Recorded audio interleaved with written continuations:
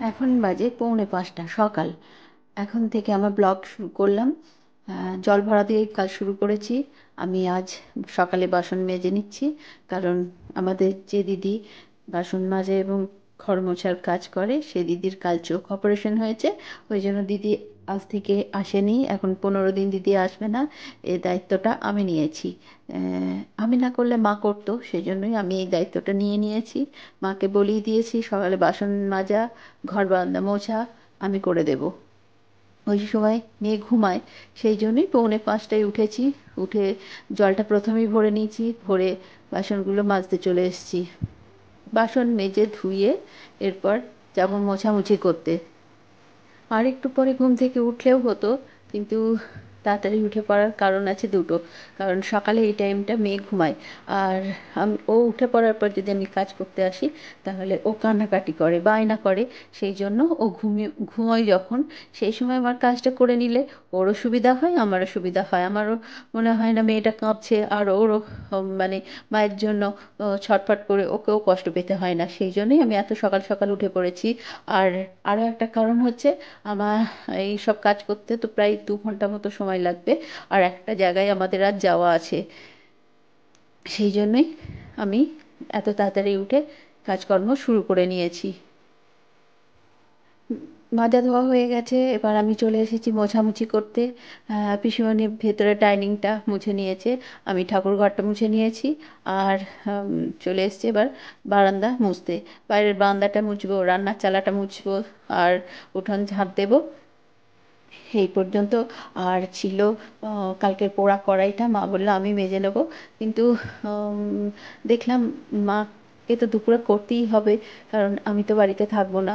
আর থাকলেও বোধহয় দুপুরটা আমার হবে না, কারণ মেয়ে তো ওই সময় জেগেই থাকে, দুপুরে সাধারণত ঘুমায় না। সেই জন্য সকালে যা কিছু সব করে দেব। তারপর কড়াইটা মেজে নেব। কড়াইটা খুব একটা বেশি পড়েনি, রাত্রে তো রান্নাটা কমই হয়, মা অর্ধেকটা গ্যাসেই করে নেয়। রুটিটাই শুধু উনানে করে। আর রুটি তো হয় মাটির চাটুতে, মাজা ধোয়ার প্রবলেমের জন্য। তো আমি এরপর গিয়ে কড়াইটা মেজে ধুয়ে চান টান করে ঘরে চলে যাব।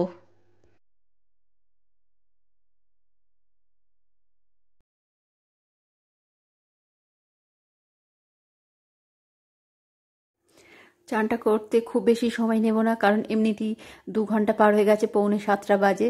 আর গায়ে একটু সাবান মেখে গায়ে জল ঢেলে নিয়ে চলে আসবো, মাথাও স্নান করব, কারণ আমরা আজ যাব মন্দিরে। আর ছাদে আজ শুকোতে দিতে যাব না, কারণ অনেকটা সময় হয়ে গেছে।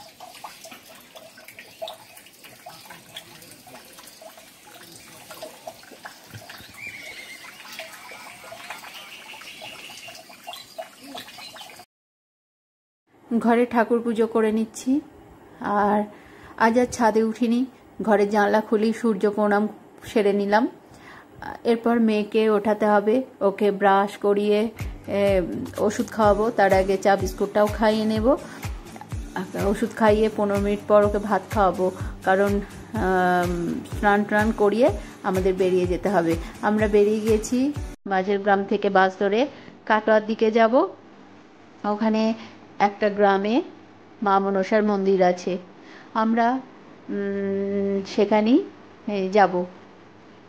মেয়ের শরীর তো অসুস্থ, অনেক ডাক্তার দেখাচ্ছি, কিন্তু তবুও সেইভাবে তো পরিবর্তন কিছু নেই। আর সেই জন্যই মা মনসার মন্দিরে পুজো দিতে এসেছি। আমাদের পুজো দেওয়া হয়ে গেছে, টোটোয় করে ফিরছি। 5-7 মিনিটের মধ্যেই আমরা চলে যাব বাসে।